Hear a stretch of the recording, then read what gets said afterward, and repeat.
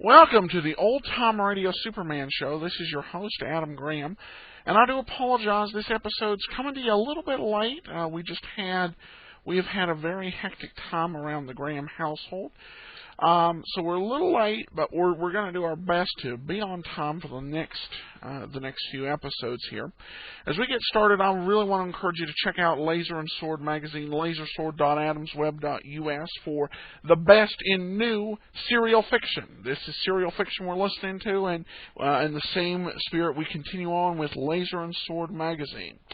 All right, so we're beginning a new series here. This one is The Mayan Treasure. We've had an Incan series already. We've had a Mayan series. So we can tell, I guess, from the 40s that Central American Indian tribes were pretty big plot points. All right, so let's go ahead and get started. The Mayan Treasure, Part 1. Presenting the Transcription feature, Superman. Look, it's a bird! It's a plane! It's Superman! And now, Superman, mighty visitor from another world, who came to Earth when the planet Krypton was destroyed by quakes and explosions. Superman, who can twist steel in his bare hands, leap tall buildings at a single bound, race a speeding bullet to its target. Superman, champion of the weak and the oppressed, who mingles with ordinary men disguised as Clark Kent, news reporter for the Daily Planet. For some time, Editor Perry White of the Daily Planet has been promising Clark Kent a vacation. So when Major Evans Dover, noted explorer and archaeologist, invited the young reporter to accompany him on an expedition to uncover further Mayan ruins in Central America, Editor White told Kent to go along and to consider the trip as a holiday. As our story opens today, Major Dover and Kent are flying southward in a big amphibian plane piloted by Jack Corboy, Dover's pilot. Below them, a wild river winds its way through the dense jungle of Central America. Listen.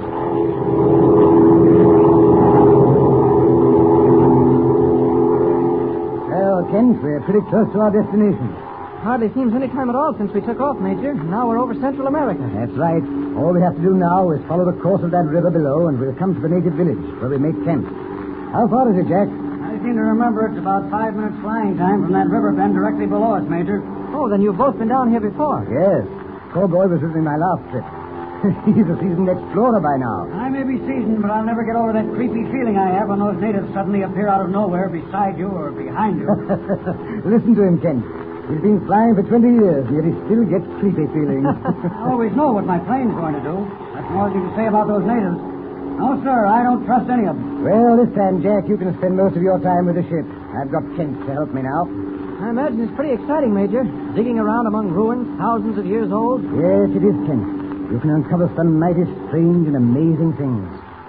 You see, the Mayans developed one of the oldest and most advanced civilizations in this part of the world. Their descendants sure have forgotten a lot of things, then. Are there Mayans in this village where we're making camp? A branch of that race, yes.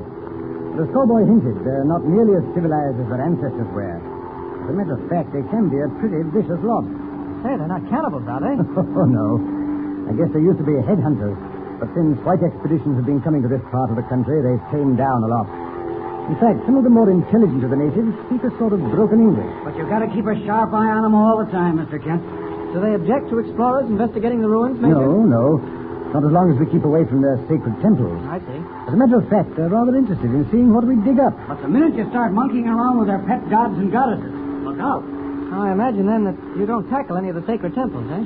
Well, I'm mainly interested in Mayan art and record and, well, you know, that sort of thing. Uh-huh. What was the cause of the trouble you had with that native high priest the last time we were down, Major? I guess he thought I hadn't given him as valuable presents as I gave the chief of the tribe. But I'll make up for it this time. I brought along plenty of needles and bright-colored cloth and tobacco. So we should get a royal welcome. I sure hope so, because I've promised my editor a series of stories on this Mayan country. I'd hate to have to pull out before I got the material. Oh, we won't have any trouble, Kent. If we should decide to have a look at any of their sacred temples, we'll be very cautious about it. There's the village up ahead, Major. By George, that's right. Look over there, Kent. You can see the tops of one or two of the highest temples rising above the trees. Where? Ahead and to the left, you see? Oh, yes, I see them. Is that smoke coming from the native village? Yes, we'll land on the river, then moor the plane to a tree on the bank. I suppose we'll make camp as soon as we land. No, the first thing we'll do is pay our respects to the chief of the tribe and distribute gifts. Oh. I hope that old fire eater Kamado is passed on to his ancestors. Cowboy means the high priest, and I must say I agree with him. But I'm counting on Tasso still being chief. He was very friendly. Well, what do you do, Major? Hire natives to help you with your excavations? Yes, I give them each a yard of colored cloth a day, and they work themselves to the bone for me. When will we start excavating? Well, up to tomorrow. Today we'll visit the chief, arrange for native labor, and set up our camp. Then I'll take you out among the ruins to have a look around. Well, that'll be fine, Major. I'm mighty anxious to see them. Hang on, men. We're to circle for a landing. My golly, this looks like it's going to be an adventure.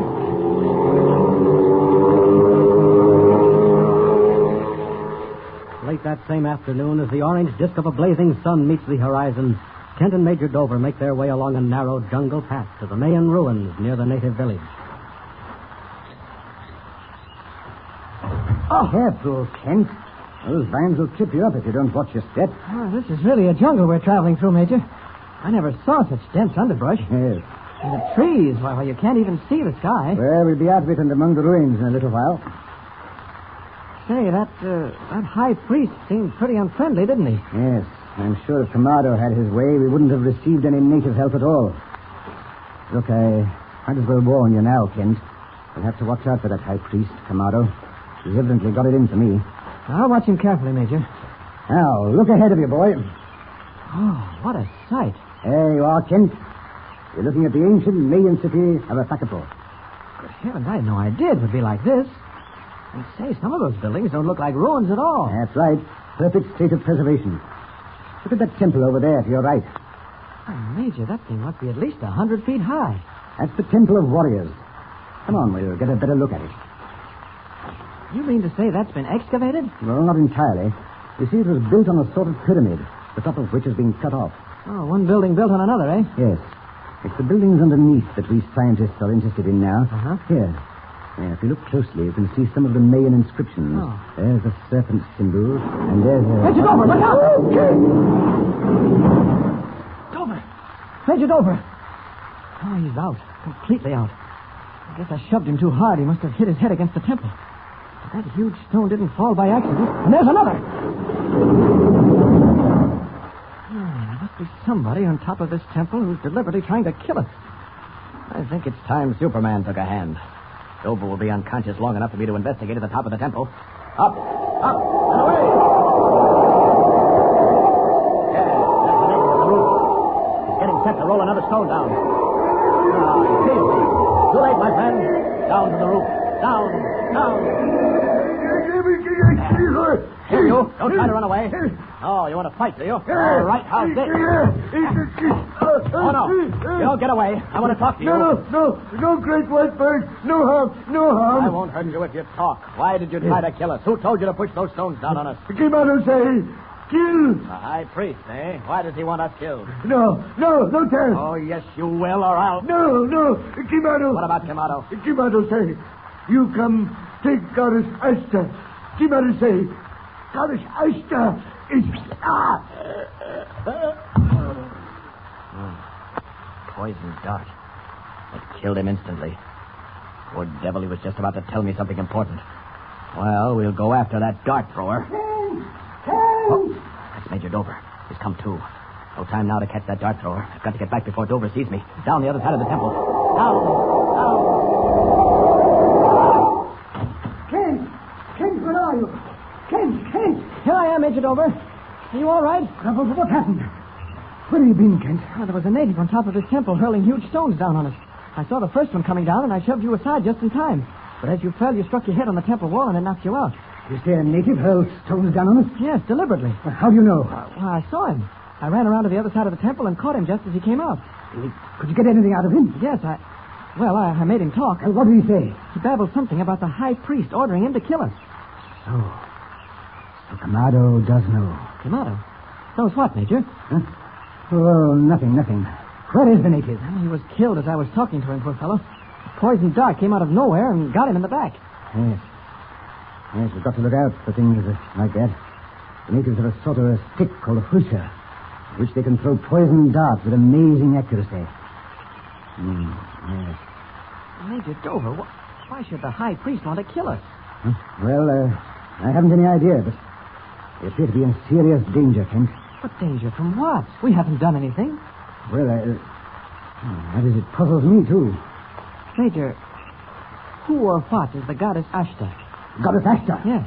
What do you know about the goddess Ashta, Kent? Oh, nothing. Why are you so excited, Major? Where did you hear of the goddess Ashta? Well, the native I caught mumbled something about Kamado, the high priest, saying that you had come to take away the goddess Ashta. Look here, Kent. Might as well tell you the truth. The truth? Yes. I told you I'd come down here to uncover further Mayan ruins. But that's not the entire purpose of this expedition. What do you mean? I asked you to come along with me because I needed a resourceful young man. One who wouldn't be afraid to meet danger. Major, you're talking in riddles. Kent, I'm down here after one of the most amazing and unbelievable wonders of the modern world. What's that got to do with this goddess Ashta? Well, let's get back to camp first, and I'll tell you. Every minute among these ruins is dangerous. Yes, I'm beginning to believe that. I'll tell you this much now, Kent. If we're successful, we'll both become world famous. But death will be lurking behind every jungle tree, around the corner of every temple and building as long as we're here. Great Scott, Major, what is all this? It's a gigantic gamble, Kent. The stakes of fame or death. Come on. What is this amazing and unbelievable thing Major Dover is seeking among the Mayan ruins of Central America? Why is the search so dangerous, and why should death be the penalty for failure?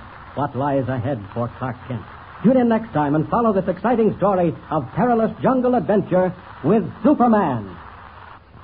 And remember, tune in the next thrilling installment of the transcription feature, Superman. Up in the sky, look! It's a bird! It's a plane! It's Superman!